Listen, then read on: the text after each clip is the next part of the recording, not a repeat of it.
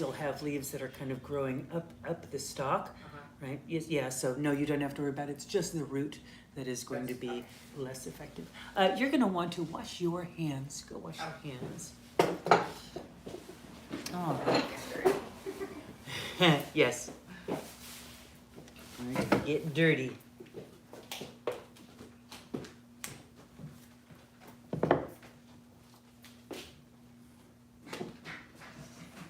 So this morning we are going to be making mushroom. The traditional recipe is generally referred to as Zoom balls because that's what Rosemary Gladstar called it when she first kind of came up with the recipe that I learned. This is just kind of a basic concept of, yeah, I think that's going to be good. A basic concept of herbalism. So she didn't make up this recipe. We're talking about Rosemary Gladstar being how I learned about this kind of concept and how many people came up with the concept. But the concept is kind of a solid one of combining a nut butter or a seed butter if you don't do tree nuts. You're okay with almonds? So I have almond butter here. If you don't do tree nuts, you can do seed butters. So sunflower seed butter is really, really great. Tahini is good. It can be a little bit strong, but you know, if you mix it in with, it's going to be great. So we're going to use a nut butter, and then we're going to use a little bit of a sweetener. So I've got honey here, whatever kind of sweetener, and you could not add sweetener. It would change the recipe, but for this recipe, we are using a sweetener. We're going to be using honey. So it's a really simple recipe because the concept is just really basic. Combine those two base ingredients together. Combine together your nut or seed butter and your sweetener of choice, and then add herb powders to it. So the sweetened nut butter blend is going to be a carrier. High is going to be a carrier of the medicine, right? So we're very specifically not looking at extraction of constituents into a medium, right? So in many of the classes that we do, we look at extracting into water to make a tea, or extracting into oil to make an infused oil, extracting into alcohol or glycerin to extract.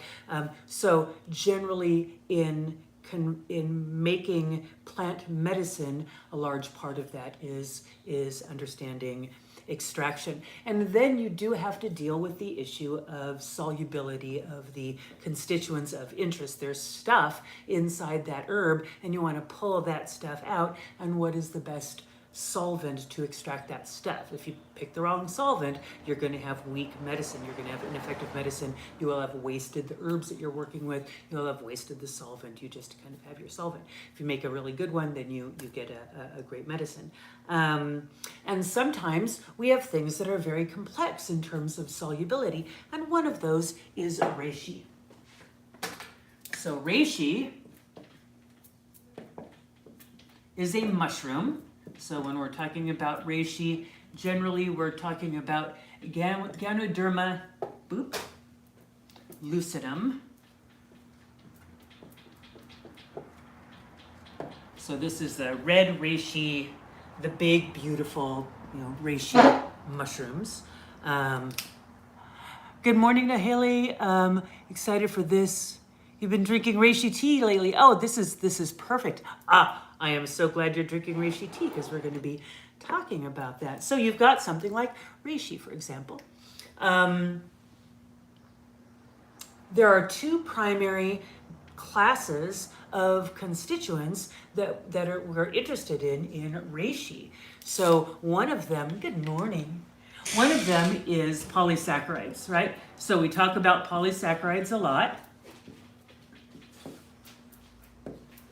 So what is polysaccharide chemistry generally associated with? Sugar, that's right, they are sugars. They're long chain sugars. Absolutely. What else do we know about polysaccharides? They help with like immune health. They generally are associated with immune health. In the mushrooms in particular, there's a particular polysaccharide called beta-glucans. This is found in some other things too, but it's found in quite high amounts in mushrooms, right? So I should have brought over the petting mushroom so that I could show y'all, because I have a little one for people to touch in the apothecary. If you look at a mushroom structure, it's very dense, right? It has a cell wall that is not made of cellulose. So most plants, right? Most plants have a cell walls, right? So we have cell walls. There we go. And the cell wall in a plant is made of cellulose, right? And that's fiber. We eat a plant-rich diet. We have a lot of cellulose. Cellulose is fiber. We have healthy poop. We look at wood or paper or most fiber products. We're seeing cellulose from plants. Now, mushrooms are in a different kingdom of living beings, and so they do not use cellulose for their structural compound. Instead, they use a compound called chitin, right? So that chitinous cell structure is one of the many things that differentiates mushrooms from plants. Now that chitin can break down and make this compound beta-glucans. And as Renee pointed out, this beta-glucans is very, very important for immune support. We see polysaccharides associated with deep strengthening of the immune system. And so generally we use reishi. This is one of the things that we use reishi for, is for that deep immune system strengthening and supportive. Many of the plants that we use for immune support are rich in polysaccharides, but this one we find in mushrooms. And in order to get it from the mushrooms, we need to break the chitin down to release the beta-glucans, and the way we do that is by boiling. So no, Haley, when you make your reishi tea, you probably make a decoction, right? You're likely simmering it for a long, long time, at least half an hour to an hour to even longer. You can just like throw it on there and just let it go low and slow all day long, and it's going to concentrate, break down, and concentrate. And as long as you keep it pretty low, polysaccharides are really, really stable. They love heat and they love water, so you're just kind of pulling them out and extracting them. And you are converting, because of the exposure to heat and water and time, you are converting the chitin into that beta-glucans. Without that conversion, you don't have beta-glucans, you have chitin, and we can't use chitin as a medicine. You can use beta-glucans as a medicine. But if the polysaccharide in reishi is still caught up in this form chitin, it is a fiber. It's basically like trying to eat cellulose. We're not going to be able to digest it. And any stuff that's inside an entire cell that is surrounded by chitin, we're not going to be able to extract those constituents. So breaking down mushrooms is really, really, really important to get at what's in them. So if you have a mushroom powder, you're not going to get the beta-glucans. Well, let's talk about mushroom powder after we talk about the other primary class of constituents in reishi. So polysaccharides, you good folks are very, very good. That's the one of the big categories of constituents in reishi. What's the other primary category of constituents, with the understanding that plant and fungal chemistry is very complex and there's a whole bunch of stuff. But we're trying to get to the actual class. So the primary constituents.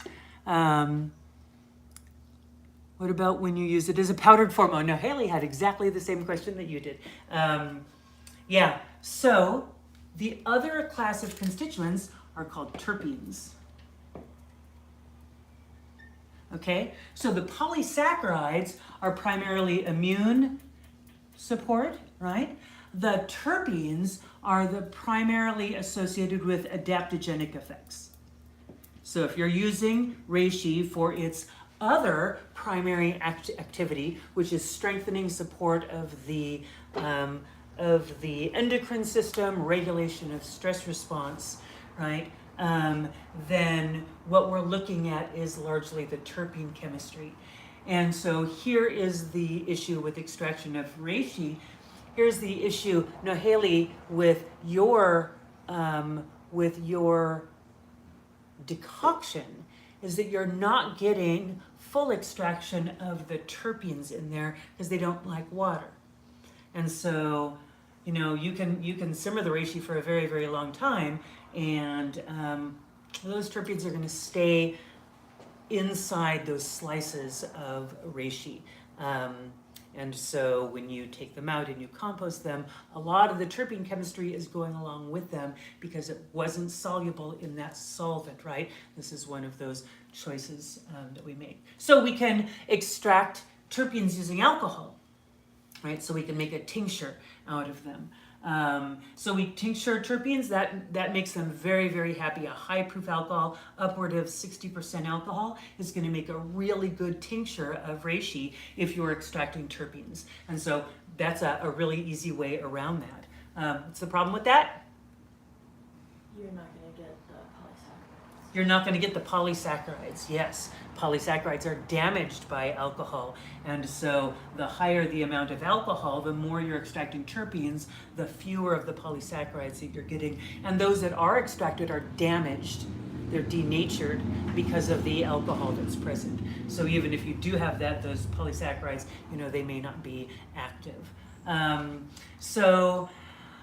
So extracts can be problematic because you have to choose one or the other, and there are tinctures that are like dual extractions that do the two extracts and combine them together, but really they just end up being mostly, you know, some terpene stuff, but with a little bit of, or actually it's mostly a tincture it's mostly a water extract because we have to keep that alcohol content so low, down to 25%, that in your bottle of a tincture, 25% of it is going to be alcohol, 75% of it is water. You could have just made a water decoction and knocked that back, and then you wouldn't have had to worry about that alcohol, and you could have made a separate tincture and just extract the terpenes. If you're going to do extractions, then do your water extract and get those polysaccharides and love your water extract. And if you want terpenes, make a alcohol extract and just do that. Don't bother with the the dual extraction process. It just doesn't work very well, and no one ends up being happy. Yes? So you wouldn't be able to do the water extraction and then squeeze it out and then put it into alcohol and extract some of the terpenes afterwards? You can, but then you absolutely you can. But the problem is that when you combine those two back together again. But if you keep them separate? Oh yeah, if you keep them separate, Okay. completely, yes, absolutely. The same piece of reishi will be fine. You can The same use piece it of reishi on will be one fine. And then do. Yep. And if you're going to do that, if you're going to, so the question is brought up, can you extract it, make a decoction of it, and then take the mark that's left over from that and do an alcohol extraction from it. And that is the first two steps of making a dual extraction tincture. And that is a great way of doing it because you do have those terpenes in there. And when you compost those reishi slices after making that decoction, there's terpene, there's medicine in there that's going out. So yeah, absolutely you can do that. But then don't combine them back together again. Just have that be a tincture that you made and your decoction that you made. So now let's, a book recommendation to learn more about active constituents. Remind me about that at the end, Noheli, and I'll show you some of the chemistry, the phytochemistry books that we have here in our library. They're not for sale, but I'll show you the things, and you can take screenshots and then go find the books. Okay, so what about powders? The powders are the answer to meat. For me, powdered mushrooms are just the way around this. Because with a powder, whenever you are ingesting something whole, then you're taking away that concern about what is soluble in what, right? You're just eating the whole thing. You're going to digest it all and it'll all go in. So yeah, you hit on that right away, powders. So we're going to use this base, this nut butter and honey base, and add in the mushroom powder because it's delicious. It's really, really delicious. It's a way of getting a really significant amount of mushrooms into your body. It's in a nut butter base. You're also getting protein and fiber and, you know, other nutrients in there. It's like a little snacky thing that you can have around with you. And it is infinitely variable. So this is a concept of medicine making that is so ridiculously easy and so ridiculously delicious that it is just one that ends up being a standard for most of my students whenever I teach them about it. It's just always it's just a go-to. It's so easy. So we're talking about it a lot. The actual making of it is going to be a little bit. And then what we're going to do also is I'm going to show you some other additions to it. And then we'll also look at the concept of dividing doses of something when you're making a medicine, dividing it up and figuring out how much of X compound is in each dosage. It's a simple concept, but generally if you don't kind of have that down, it can be a little bit confusing. So we'll just kind of go over that afterwards also. So I have got almond butter. Are all of you okay with almond butter? Yeah. So I've got a 16-ounce Trader Joe's almond butter. Again, you can use any kind of nut or seed butter that you like. Coconut manna is also really good in this. It does tend to be kind of crumbly, and so it helps to have a nut butter. It's also just very, very, very, it's very concentrated in fat and fiber. And while I don't have a problem with that necessarily, you know, in small doses, it can make it kind of hard to digest and not the best consistency for holding together. It tends to be just very crumbly. All right, so we're just going to empty our nut butter in here. Now, what I do want to point out is that before I dumped this nut butter into this container, I poured off the oil that was on top. Okay, because we may or may not want this. If we put all of the oil in there, sometimes they can end up too oily in consistency. And so we don't want them to be oily, we want them to be delicious. But if they're too dry afterwards, we may want to modify that by adding this in. There's going to be some other things that we can add in there. Oh, y'all need to go and wash your hands because we're going to be using our hands in just a little bit. So we've got a 16-ounce container of Trader Joe's nut butter. And then we're going to add to it honey. And here again, all of the ingredients that we're using today are dried. I mean, except for the almond butter and the honey. But almond butter and honey are both shelf stable on their own.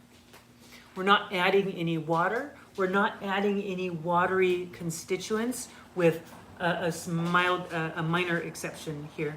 Hi. And so what we've got is a shelf stable base holding shelf-stable constituents, which are the dried herbs that we're putting in, right? We're not using fresh herbs. We're not putting in raw fruits and vegetables. We're not making it less stable. So one of the nice things about this, we're doing Zoom balls. We're doing mushroom Zooms. The nice thing about this is that it doesn't require refrigeration after making, and it'll last for about a week. All right, so I've got 16 ounces of our nut butter in there, and then I'm gonna add X amount, however you want. Generally, I do about a 2-to-1 ratio of sweetener to nut butter. So we have 2 cups in there. I would put about 1 cup of honey. I'll put a little bit less than that because we're not using any particularly funky tasting plants today. So we've got our honey and almond butter. And I'm mixing it up. And that's the base. Again, as I said, this is a ridiculously easy recipe. You mix that together, and then you're going to add your other ingredients of choice in enough of a volume to make it into a dough. So,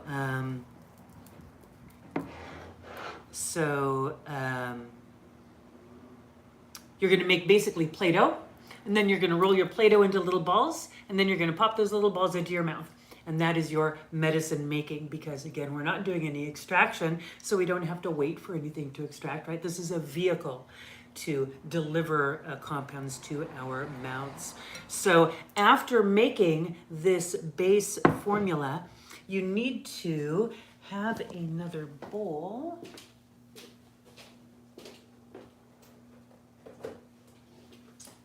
Need to have another bowl so I can weigh it out. I need to figure out how much total base I have here so that we can divide it amongst ourselves. So I'm going to measure in grams, and I'm going to put our base, which is now a beautiful, thick, yummy, delicious base. Hi, Ren. Looking forward to catching up on the replay. Yeah, we're making Zoom balls. For its anti-inflammatory and immune modulating effects, would you say powdered reishi is best?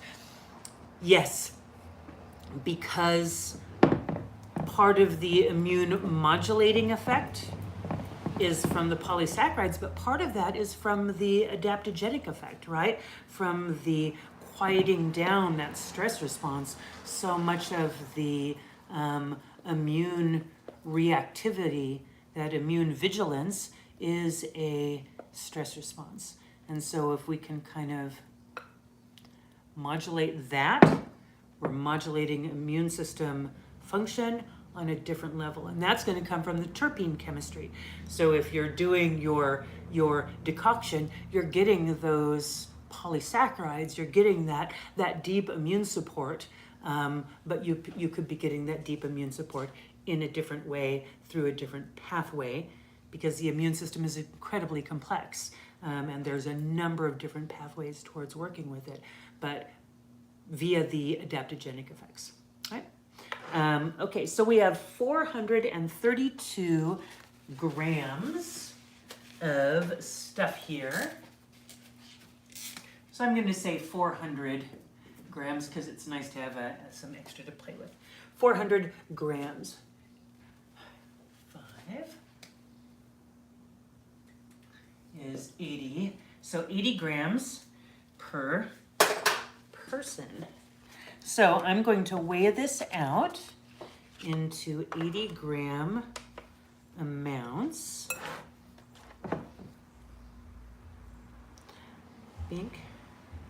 Actually, no, I'm not. I'm going to have you folks weigh it out in 80 gram amounts, because it's always helpful to get some practice in visualizing weights, right? Seeing how much 80 grams of something looks like. So I'm going to take 80 grams here. I'm going to pass it, so just scoop it up and then scoop it up. Scoop and scoop. You've got scales on the tables. Grab a boat. Grab a boat and pass that along. Okay. Now that I'm not touching anyone else's, I can lick my fingers. I've been wanting to lick my fingers ever since they got sticky with the first thing. But, so you can't really go wrong with the base of almond butter and honey with anything. All right. All right. So you have your stuff that you have made, right? Your volume of stuff that you made. So here is another kind of part to this episode. What we're going to be doing is we're going to be mixing in other stuff into our base. And so we have 80 grams of our base. This does not count, this is not the reishi, this isn't anything else, this is our vehicle. The vehicle that we're using is 80 grams of the base formula. Now we're going to add to that stuff. We're going to add our cacao powder. We're going to add reishi. So those are the basic things. So I have just a plain cacao powder and then our reishi extracts. Now, when you use a reishi powder, the powder needs to be treated. You can't just grind reishi to a powder and just use it that way, because you didn't get that conversion from chitin to beta glucans. You didn't break down those constituents through exposure to water and heat and time. And you have to have that. So generally with mushroom powders, they will be steam treated. The better ones will be, so they've ground it and then they've treated it with steam for a long time to get that breakdown happening. If that is the reishi that you're using, then you could just take this reishi by the spoonful. You can add it to whatever. You do not have to worry about breaking down the chitin. You don't have to worry about extraction of anything. You've got the terpenes in there. You've got the polysaccharides in there, but the chitin has been broken down, right? So we're going to add reishi powder to our medium. And will it say on the packaging steam treated usually? How do you know? you can go, you look it up. So if you go and read up on the company, because they don't always say. They don't always say. But like Mushroom Harvest is the company that we get our mushroom powders from. And they're a little tiny company, and the packaging that we have them in is in bulk packaging because it goes into our things here. So there's limited information on that packaging. But if you go to their website, they have a whole discussion on how they extract their plants. Not their plants, they're not plants, they're funguses. Because they grow them all and they process them all, and so they're very hands-on. And George Vaughn, the owner of the company, is just a geeky mushroom mycophile. So yeah, good. Okay, so to our base, we're going to add. We should be able to add about 10 grams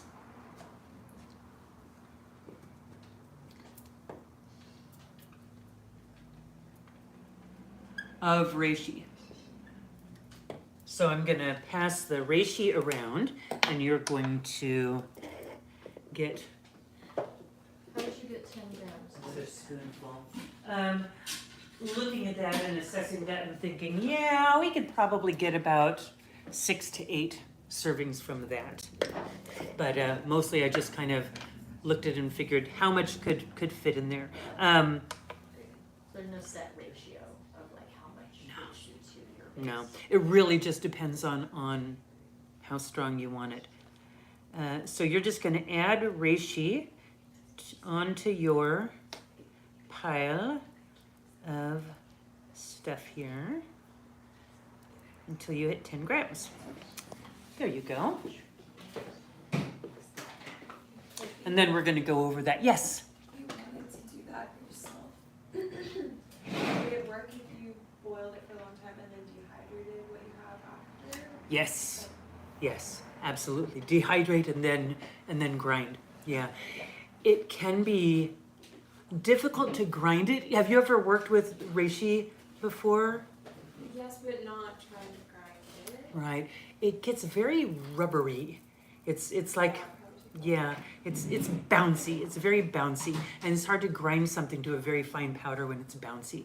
But if you get a good enough grinder, you can absolutely do it. Okay. So we have our base, and then we have our reishi powder. And now we can add to this various other things. How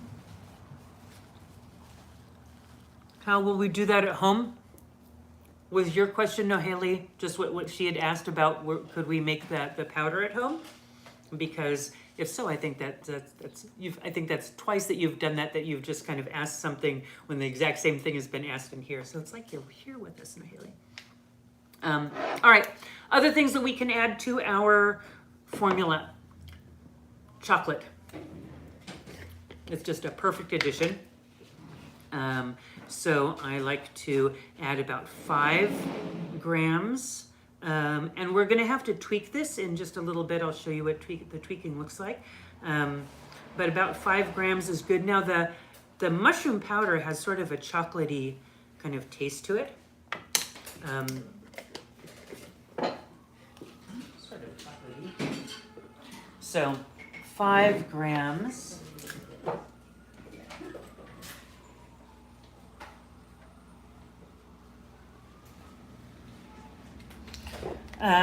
And so if we, so we can start to mix this together, and you'll use a spoon at the beginning, one of these big, let me see, I can bring you down here so that you can kind of watch along. It's more interesting than being up there and just looking at my mug. So we're just incorporating the powder into the base. And at some point, you're just going to acknowledge that your hands are the better tool here, and you're just going to get in there with your hands. Because that is the better thing. Since I'm going to be writing on the dry erase board and doing other stuff, I'm going to try to minimize my use of my hands, but you should totally get in there with your hands. And so as it's coming together, you can just kind of assess. Again, easier if you're using your hands, you can assess the consistency of your dough.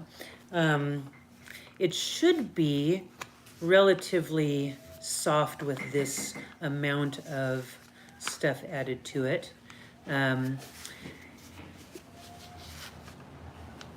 If it is too soft, you can continue to add more powders to it. If it is too dry, you can add some of this oil, the almond butter oil, to it.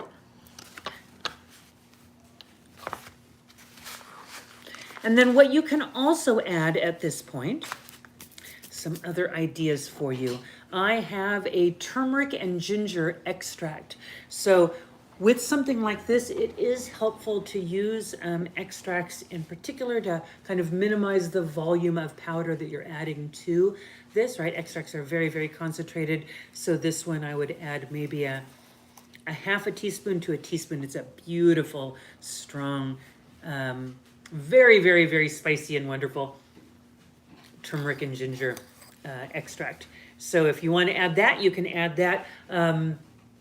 Yeah, maybe half a teaspoon to a teaspoon would be appropriate there. Unless you want to add more, it is your formula. You can totally add what you like. But this is a half a teaspoon of this extract per cup of tea to reconstitute it into a tea to give you an idea of the strength of it. And then I love using this. This is a masala chai, a powdered masala chai. So it's a black tea extract with the masala spices in it. So it's got, you know, ginger and cardamom and nutmeg and cinnamon. It's so good. This is by a company called Golden Lotus. They make the best puppy. Look at the puppy. I love this puppy. This is my favorite neighborhood dog. It's so big. It is big and So white, I think, Pit Bull and Dalmatian mix, I think. Yeah. Because Dalmatian coloring white and black spots, but this big old stocky Pit Bull. You just make like a little coffee table book Of my Julie's neighborhood neighborhood dogs. dogs. I do. I do. And then maybe I could not get distracted when they come by because I can just say, no, I have them right there. I can say hello to them anytime. We do have the cutest dogs. So you can add this. This is also quite concentrated. This is reconstituted in a ratio of 1/4 teaspoon per cup to make the tea. Such good stuff. If you want to take a little bit of this home and try it, It's addicting. it is so addicting. Yeah. It's the best chai blend around, the golden lotus, and they make a number of different ones. I have the rooibos because I can't do black tea. Yeah. Yeah, and I have the golden milk one, and the mandarin, and the traditional. They're all so good. Now, another thing that you can add, and this is a way that you can kind of modify the consistency, is you can add tinctures and glycerites, right? And this is also going to change the flavoring as well. So I have some rose glycerite. I thought you'd say that. And some elderberry glycerite. And some milky oat glycerite. I thought you'd say that. So you can add these, a little bit. Now, if you add too much of the glycerite, it's going to be gummy and goopy. So you're just going to be wanting to add drop doses. You put it in your mouth. Or you can just take a dose of it. Yeah, you can just put it in your mouth. You don't have to add it to your blends. You can do whatever you like with that. And then I also have a tincture here. I have the ginger root tincture. So if you wanted to get some spiciness in there, maybe without the turmeric, it is very, very strong. You can just kind of take that too, but it's very, very strong. This you definitely want to put drops in. This would be bringing some moisture into the formula, but this is a 70% alcohol tincture, so it's got a pretty high amount of alcohol. Most of that's going to evaporate. But we wouldn't want to put in tinctures that were a low alcohol tincture because that would be introducing water into this base. And now we would have water and starches. We would have fermentation. We would have things going bad. So we really do want to limit watery stuff going into this recipe. But these in small amounts would be fine. All right. Yes, I was referring to steaming the reishi at home to use it as a powder. Yeah. So absolutely, you could do that. The powdering part of it would be a challenge because, as you heard me say, it can be rubbery to do. All right. So, how's your consistency looking? Great. Yeah. So after you have stirred it all up, and that is a very good consistency. So now, have you tried it?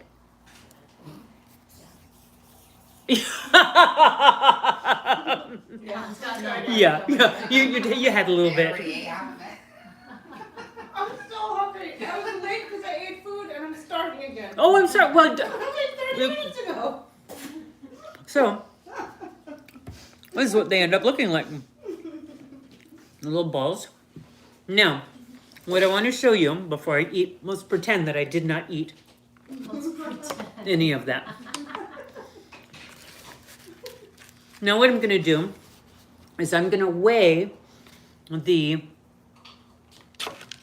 whole amount of this.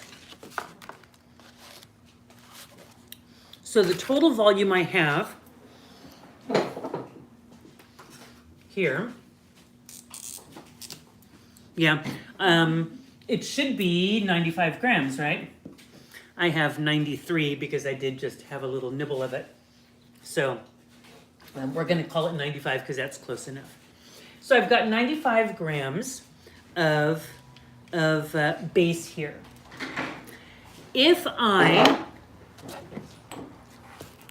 divide this into 9, I'll eat a little bit more. Here, I'm going to eat a little bit more to bring it down to 90.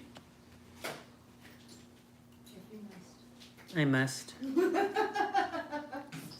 So that's a 3 gram ball. So now I've got 90 grams. That's a much easier amount to work with. So if I take this then and divide it into 10 gram balls, and a good thing to do for that. Now, you don't have to be this precise, but it's helpful to know how to be precise. So if you take your balls and measure, and you can just start to eyeball how much is 10 grams, right? I'm looking to make 10 grams. That is a 10-gram ball. It's perfect. It's about the size of a large marble, one of the big marbles, right?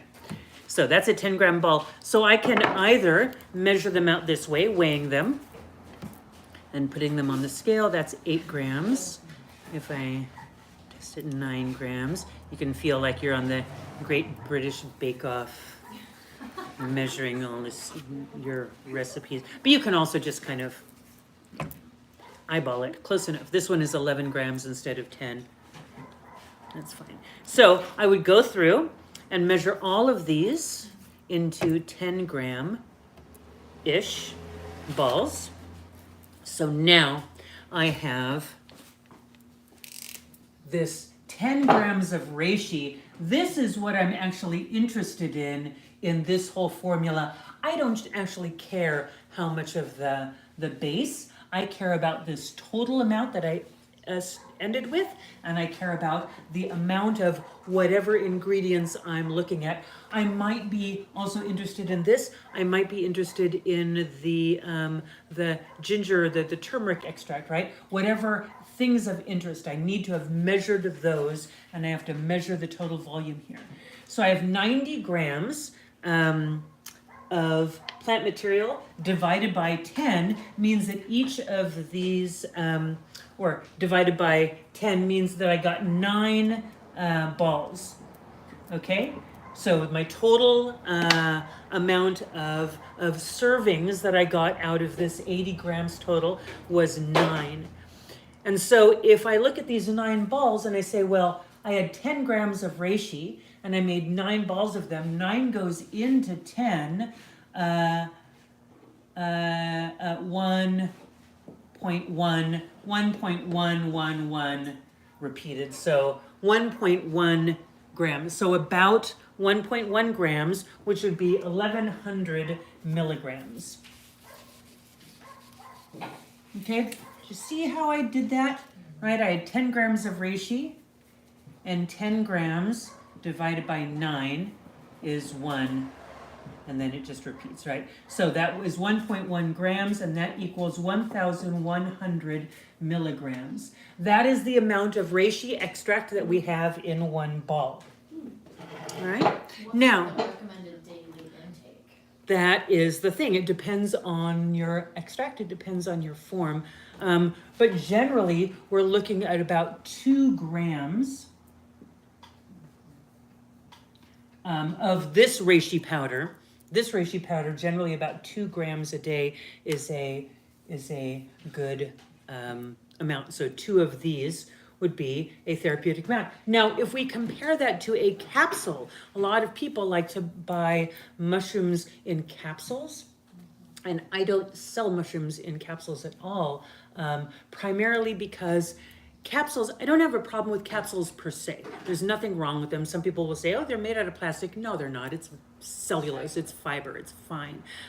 They break down in the stomach. They don't cause impaction. There's no problems with them, but they're expensive to encapsulate herbs. You put a lot of money into the encapsulation process, and some things it's really important to have that because the herb is nasty tasting and you absolutely do not want to taste that. So you pay for that encapsulation, and it's like, yeah, that's a good thing. But mushroom powders are yummy. They taste delicious. So there's no real reason to put them into a capsule. And the problem with capsules also is that we tend to think that we're kind of trained to think that a capsule is a dose.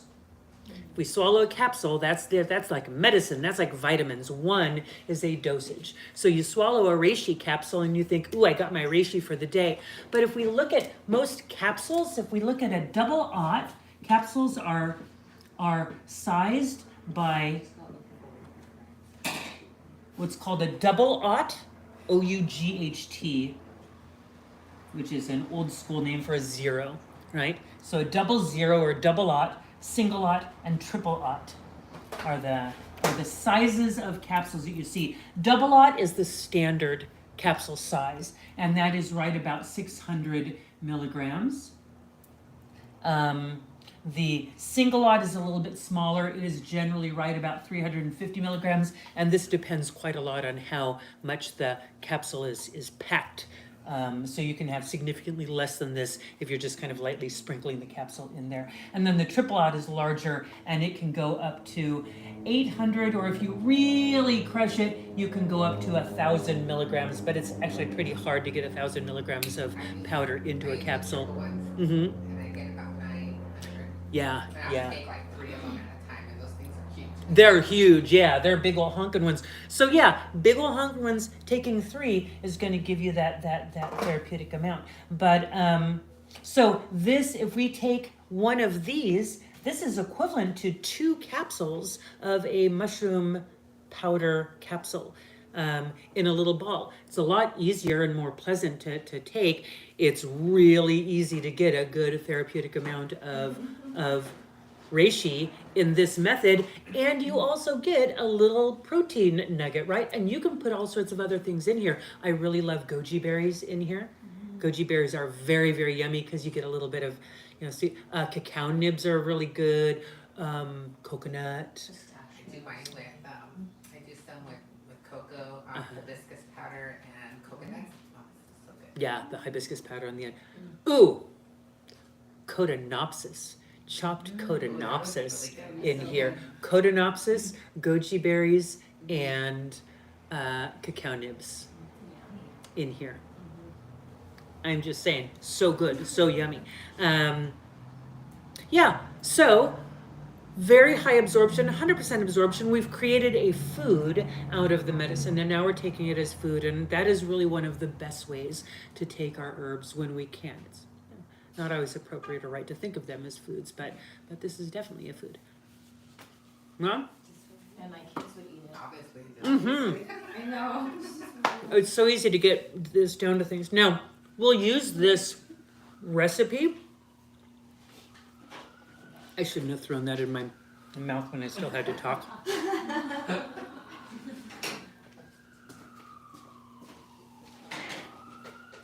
Oy. We'll use this recipe and these concepts in other classes. But this is one of my favorite recipes to make with these Zoom balls. So the original recipe for this was called Zoom balls because the original recipe had herbs like guarana and kola nut, which are caffeine-containing herbs. So Rosemary made these to be, zoomy little balls, little stimulating caffeine bombs, and you can absolutely make them like that. But this isn't really a zoomy thing. So sometimes I will refer to these as Zoom balls, and that's just because I have her old school name for them. But It's just a good yeah, way to take this things isn't when you zoomy. don't like the taste of them. It's a good way to take things when you don't like the taste. Yes. Or when you do like the taste of them. I like the taste of the reishi powder, and so it just makes it taste that much better. But yes, it is very good to take things. Most of the powders that we use in this kind of base for this type of a recipe are going to be relatively neutral tasting, right? So we can use ashwagandha, and we can use burdock, we can use nettles powder, we can use oat straw powder, we can use a lot of different the nutrient rich plants, the mushrooms, the adaptogens, the foodie like things. You definitely wouldn't want to use andrographis in this, or Oregon grapefruit, or saw palmetto. Yes. I've never done it before, but if I wanted to try to make these without the honey and just the glycerin, I probably want to use a little less glycerin. Yeah, the problem with just glycerin is glycerin gets really sticky.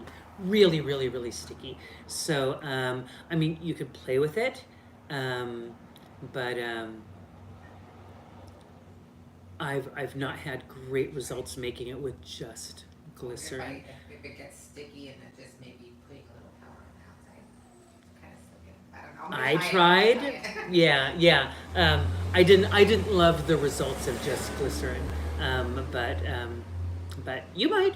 You know, they're not horrible. They're not as good as honey or date syrup works really, really good in this. Date syrup, if y'all have never tried date syrup, Trader Joe's has dates. It's the bomb. I love that stuff so much. It's so good. All right, there we go. So Can you freeze these? our little Zoom balls, you can. They do tend to dry out, but yeah, you can. And generally, I do roll them into something. So you can roll them in coconut, or you can roll them in cacao powder, you know, chopped nuts, get all fancy. And then how long will they last? Do you just leave them out? They you can leave them out. You can cover them and put them in the fridge. They will be fine for about a week, and then they just start to kind of get crumbly. Yeah, they're fine. They're just crumbly. Yes, but yeah, I just eat them Yeah. They don't really last that quickly. long, actually. Yeah. I'm like, this isn't gonna last me all day. No. Yeah. This is what I had left, Julie. But you were hungry. I was. You were, so So hungry. I am happy to have provided breakfast for you. I know. Okay, so There's a little- try that recipe. Um, You need it. and Apparently, I just got. how can we measure the sugar per serving? I was like, oh, Um, okay. Oh, hi Sandra. Yeah, watch the replay. Yeah, absolutely. So you could measure the sugar per serving in the same way. You will have had to, the exact same concept applies, Noheli. When you mix this 80 grams of base, you will have weighed out the honey, right? So let's say, I'm gonna make this up because I didn't weigh out the honey, but let's say this 80 gram base was like 30 grams honey. That was probably about right.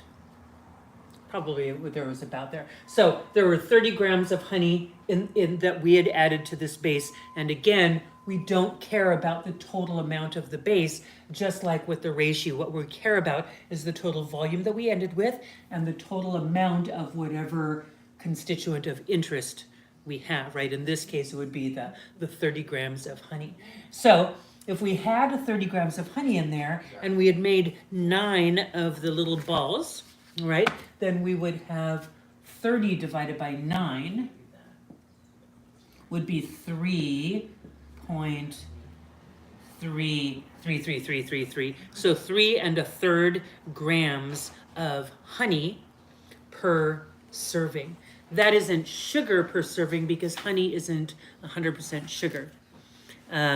So you would, so you'd want to find out what is the total volume of, or the total grams of honey in that, or sorry, total volume of sugar in that volume of honey.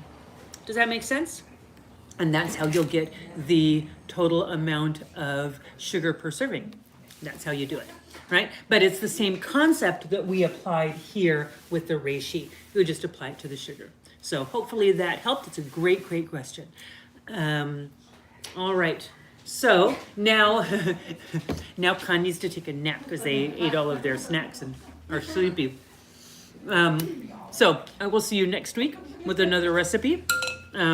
Try this one because it's so delicious, it's so yummy, and it's a really, really great way of getting a significant amount of herbs, of medicinal herbs into your body. So I will see you later. Love you all. You take care. Bye-bye.